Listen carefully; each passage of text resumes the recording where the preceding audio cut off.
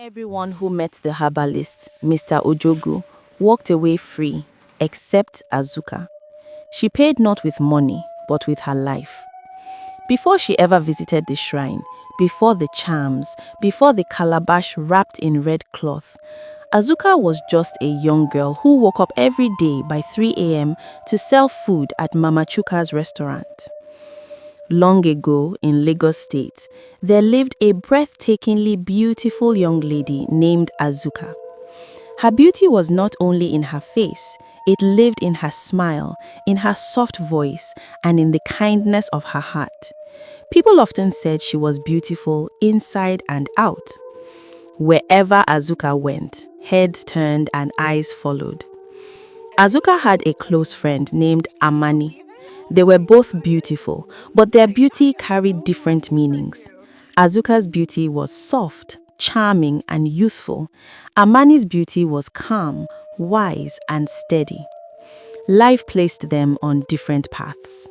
Amani managed a small but neat salon her late mother left behind, while Azuka worked as a salesgirl at Mama Chuka's restaurant. Every day, Azuka woke up by 3 a.m. Before the sun rose, she was already on her feet, cooking, serving customers, washing plates, cleaning tables, smiling through pain. She slept late every night, only to wake again before dawn. At the end of every month, all her strength, sweat, and sacrifice were rewarded with just 40,000 naira. Her body ached constantly. Her legs swelled. Some days she cried quietly in the bathroom so no one would see her weakness. Many times Amani begged her, "Azuka, come and learn this work from me. Small patience today can give you freedom tomorrow." But Azuka always shook her head. "Amani, I can't wait that long. I need money now. I can't be patient until freedom comes."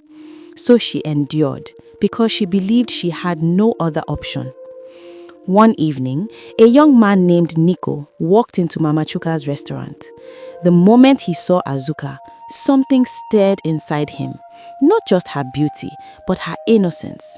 The way she dressed, the way she spoke, and the way she carried herself showed she was still naive. Nico came again and again. Friendship grew slowly. They talked, they laughed. Love followed. Nico genuinely loved Azuka. He never forced her or rushed her. One night, after spending time together, Nico gave her 50,000 naira. That night changed Azuka's thinking forever. 50,000 naira, more than her entire monthly salary for just one night. Her eyes opened to a new reality. Azuka did not plan to become what she later became, but once her eyes were opened, the temptation became loud. If one man can give me more than Mama Chuka pays me in 1 month, what if there are many men? Slowly, gradually, carefully, that was how Azuka entered hustling. Every evening, she dressed up and went to hotels where men could see her, and they did see her.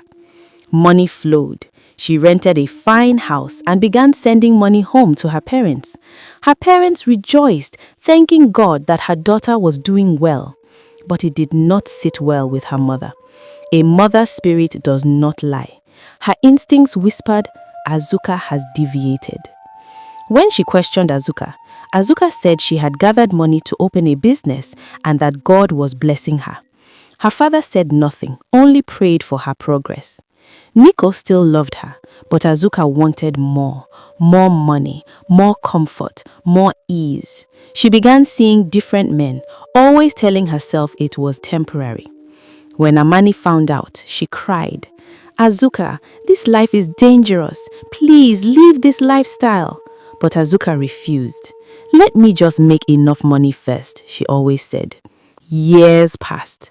Azuka hustled openly now. She dressed the part. No one needed to be told who she was.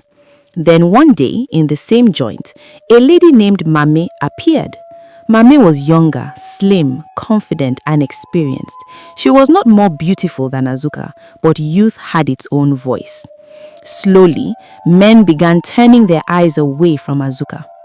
One evening, a customer negotiated 50,000 naira with Azuka. When Mame walked in, he changed his mind.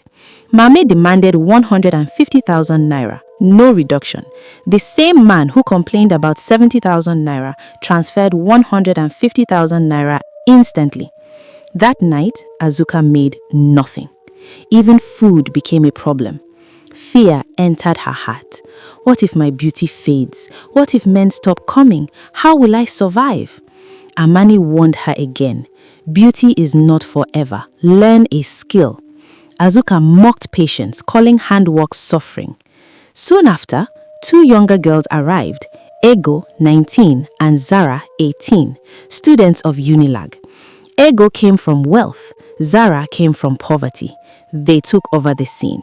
Now even Mame suffered. Out of desperation, Mame swallowed her pride and came to Azuka, telling her about a powerful herbalist, Mr. Ojogu.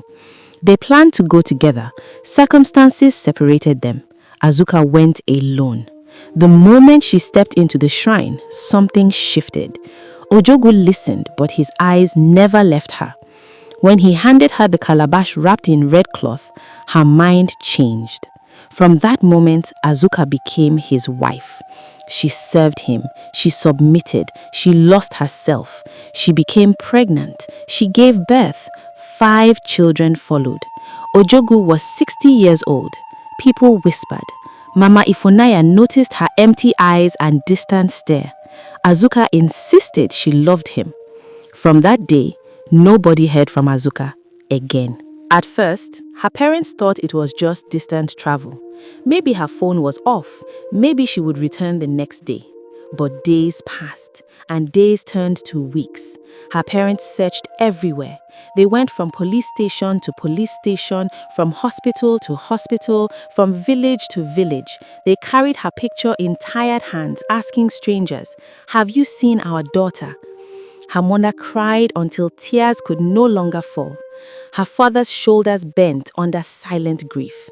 Every 10th of the month, the day Azuka used to send money home, her mother cried the most. Time did what time always does. It forced them to accept the unthinkable. They believed their daughter was dead. Amani did not believe it. She searched Lagos. She searched villages. She asked questions where questions were dangerous. Still, nothing. Until one ordinary day, many years later, Amani attended a friend's party. On her way back, she decided not to follow the bus that brought her. She chose to pass through a village market to buy fruits and vegetables. As she stood before a woman selling vegetables, something about the woman unsettled her spirit. The face looked familiar. The voice, when the woman spoke, froze her blood.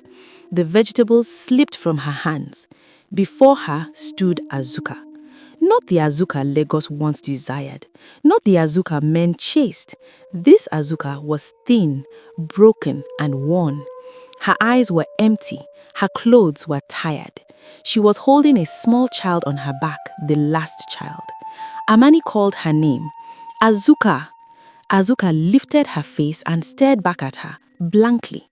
When Amani noticed the black mark on her hand, her knees weakened. She sank to the ground and began to cry. People in the market gathered around her. Some women held her, others tried to calm her. As this was happening, Mama Ifunaya stepped closer. She looked at Azuka carefully and sighed. "I know this woman," Mama Ifunaya said. She turned to Amani and continued gently. When Azuka first came to this community, she was tall, well-dressed, and very beautiful. Everyone admired her. Mama Ifunaya paused, then added, "Once I called her and asked her what was happening to her life and why a young and beautiful woman would settle with an old man like that. I asked her if she was being forced or paying a debt. She told me she loved him," Mama Ifunaya said. She said marrying Ojogu was her choice. Mama Ifunaya shook her head slowly, but her eyes were empty and distant. I knew something was wrong. What she was saying did not come from her right senses. Then Mama Ifunaya lowered her voice and said something that broke Amani completely. "She has 5 children with the herbalist." Amani cried louder. Her body shook as the weight of those words entered her heart. Mama Ifunaya continued, "That child on her back is the last one." Amani could no longer stand. The women around her held her as she cried bitterly. After that moment, Amani gathered herself and went straight to inform Azuka's parents. When Mama Ebere and Pankunku heard the news, they followed her immediately. They came to the village, saw their daughter, and took Azuka and her children home. After Azuka was brought back home with her children, it was clear that she was not in her right senses. She could not understand what was happening around her. Sometimes she stared into space. Sometimes she cried without knowing why. Other times she tried to harm herself.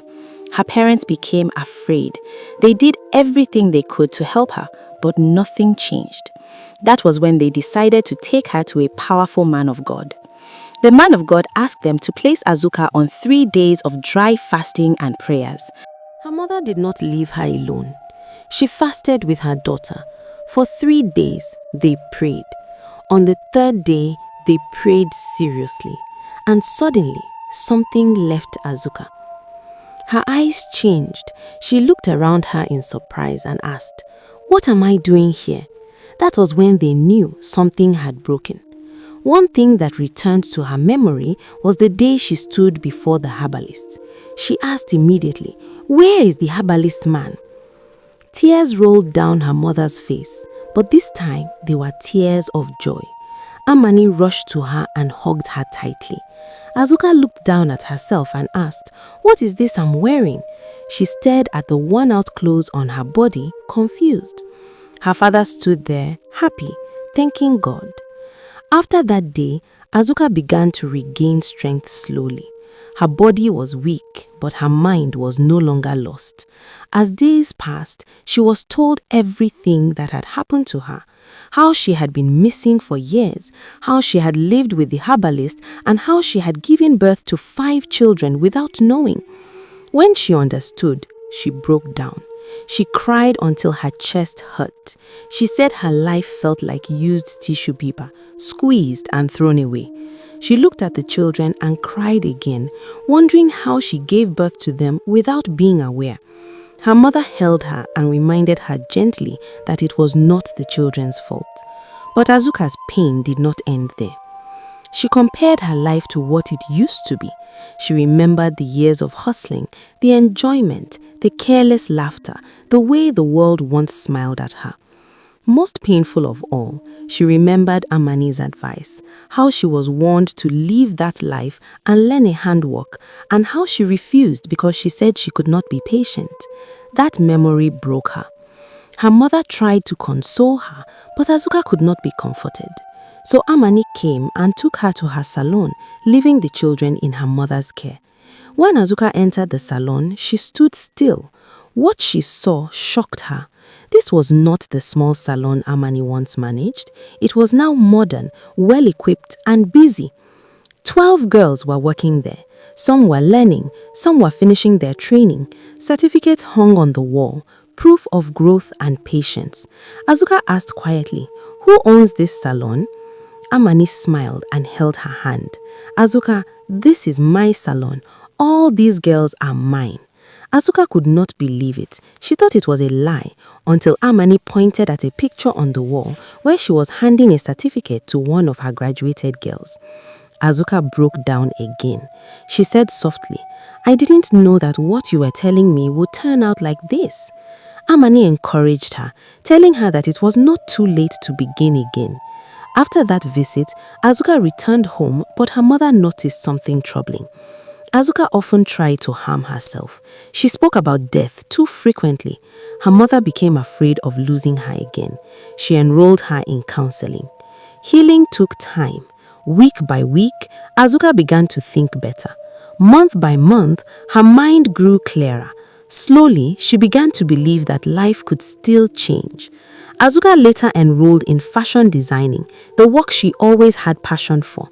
Step by step, her life improved. She became happier. Seeing the children no longer filled her with pain because she learned that none of it was their fault. 1 year later, Azuka became free. She held her freedom party. Months after that, she opened her own fashion house. As for Ojogu, he went to jail. Each time they worked on his release, another victim surfaced and he was retained again. Because of that, he remained in prison and never returned. And that is how everyone who met the herbalist, Mr. Ojogu, walked away free, except Azuka. She paid not with money, but with years of her life. The end.